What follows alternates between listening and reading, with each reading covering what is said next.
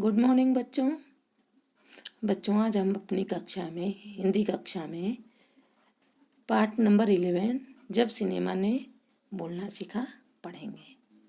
इस पाठ के लेखक प्रदीप तिवारी जी हैं।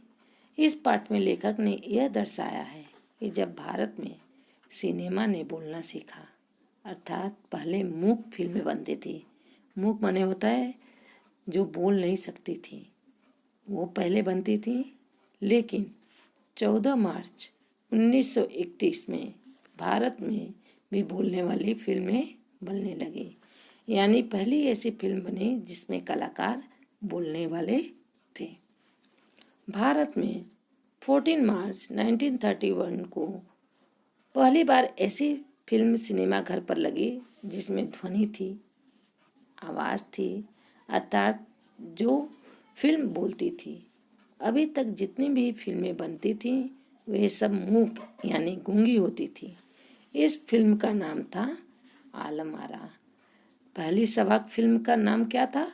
आलम आरा। और इसे बनाने वाले फिल्मकार थे अर्देशीर यम ईरानी। ध्यान दो इसको।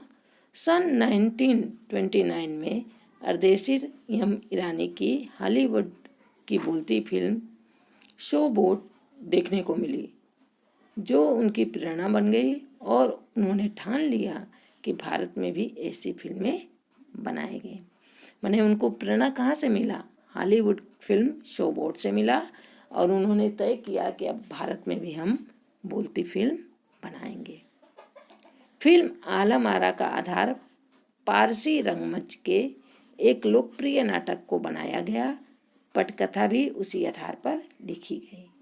यम ईरानी ने स्वयं यह स्वीकार किया कि इस फिल्म को बनाने के समय उनके पास कोई संवाद, लेखक, गीतकार या संगीतकार भी नहीं था।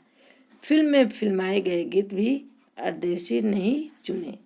संगीत हेतु तबला, हारमोनियम और गिटार का ही प्रयोग किया गया। केवल पार्श्व गायक माने पीछे गाने वाले गीत W.M. खान थे। पहले सारी फिल्मों की शूटिंग दिन में होती थी, लेकिन इसकी शूटिंग रात में हुई, जिसमें कृत्रिम प्रकाश यानी बनावटी प्रकाश व्यवस्था की शुरुआत हुई। आगे चलकर यह फिल्म दुनिया का जरूरी हिस्सा बन गई। आलम आरा के कारण ही भविष्य में फिल्म जगत में नए स्टार व नई तकनीशियन भी आए। आलम आरा फिल्म में उस समय एक मशहूर अभिनेता विट्ठल वो अभिनेत्री जुबेदा ने काम किया। यह अरबियन नाइट्स के समान मौज मस्ती वाली फिल्म थी। विट्ठल को उर्दू बोलने में काफ़ी परेशानी आती थी, इसलिए उन्हें हटाकर महबूब को नायक के लिए चुना गया। बाद में विट्ठल ने मशहूर वकील मोहम्मद अली जिन्ना द्वारा मुकदमा जीतकर दोबारा इस फिल्म में नायक का पद प्राप्त किया। इस फिल्म में गीत, संगीत व नृत्य का अद्भुत संयोजन था। माने सब कुछ इस फिल्म में डाला गया था। 14 मार्च 1931 को यह फिल्म मुंबई के मजेस्टिक सिनेमा में प्रदर्शित हुई। 8 सप्ताह तक हाउसफुल चला। 10,000 फुट लंबी रील की ये फिल्म थी। 4 महीने इसे बनाने में लगे। लोगों के लिए यह नया अनुभव थी।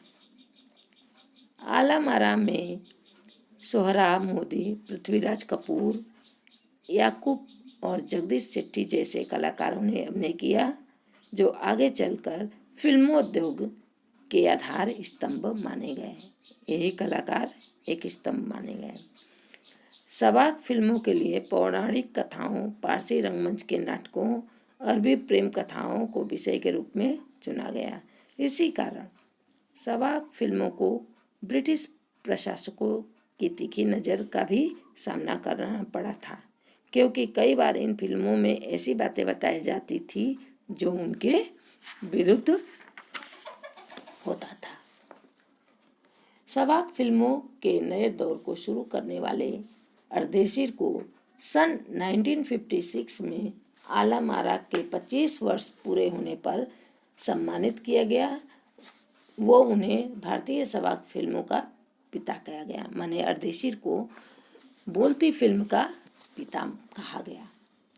जब सिनेमा ने बोलना सीख लिया तो सिनेमा में काम करने वाले अभिनेता अभिनेत्रियों को पढ़ा लिखा होना जरूरी हो गया, जबकि मुख्य फिल्मों में तो पहलवान, करतब करने वाले व उछल कूद करने वाले नायकों का चयन किया जाता था। अब योग्यता की कद्र होने लगी, अभिनेता गायक भी उभर कर सामने आए। सवाक फिल्मों से उर्दू व हिंदी दोनों भाषाओं को बढ़ावा मिला।